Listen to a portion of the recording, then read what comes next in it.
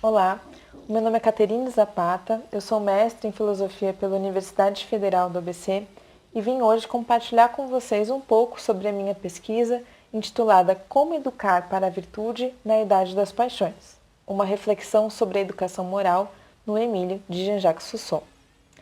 Essa obra, então, escrita pelo Genebrino Rousseau, ela narra para nós a história de formação de um aluno imaginário chamado Emílio, desde que ele nasce até os 25 anos de idade. Nesse enredo, ele é conduzido por um preceptor que deve educá-lo para as virtudes indispensáveis à felicidade. Me chamou muito a atenção a questão da educação moral nessa obra e eu fiz a opção por estudar o momento da adolescência, isso que Rousseau vai chamar a idade das paixões, porque esse é um momento muito determinante para o sucesso desse projeto educacional, dado que é justamente no livro 4 que Emílio vai nascer para o mundo moral, o mundo das relações e vai poder desenvolver as virtudes de convivência, virtudes sociais, como a benevolência, a generosidade, a justiça e a compaixão.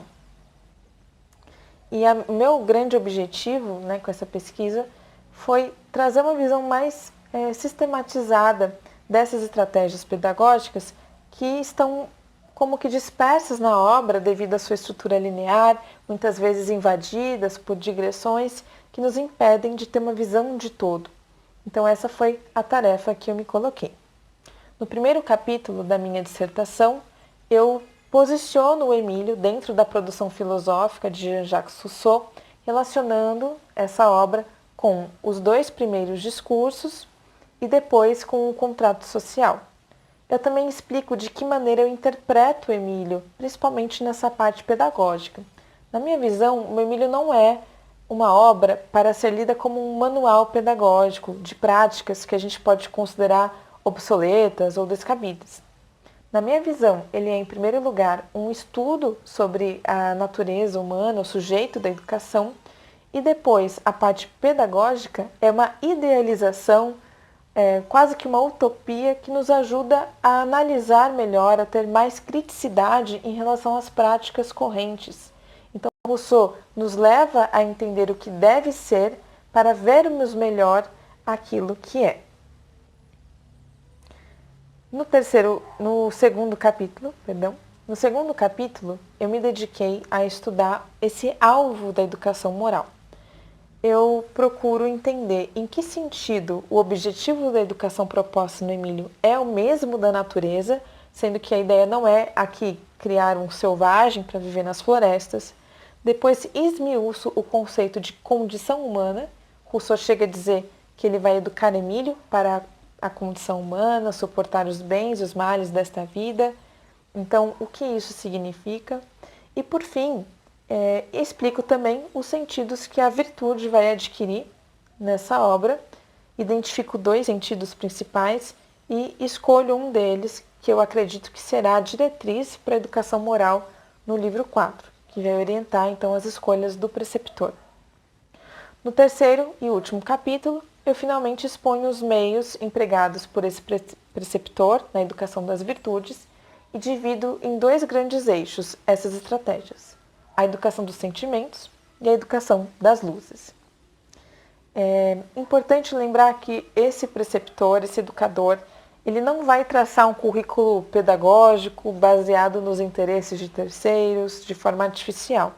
Ele primeiro sonda o estado do aluno, o retrato do desenvolvimento das suas faculdades, da sua razão, das suas paixões, para então definir as suas ações como educador.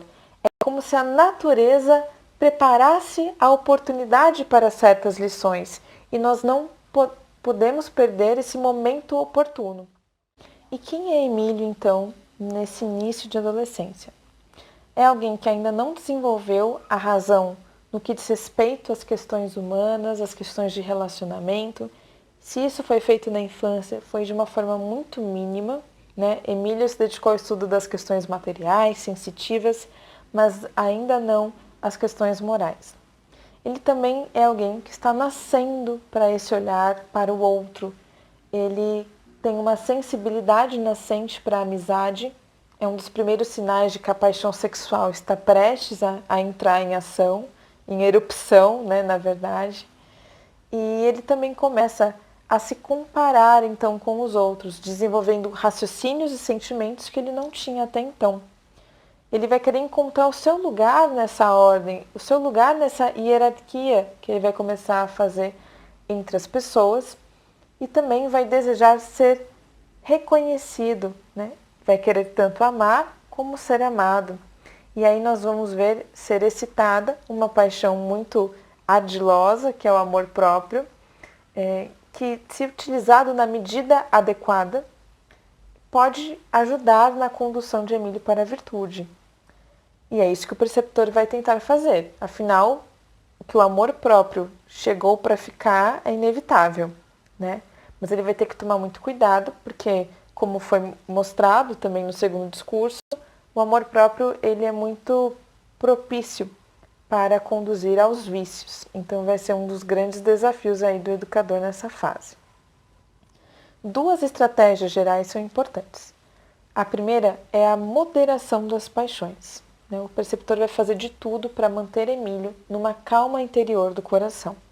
E dentro disso, a segunda estratégia é de desenvolver ao máximo a razão, ao contrário da infância.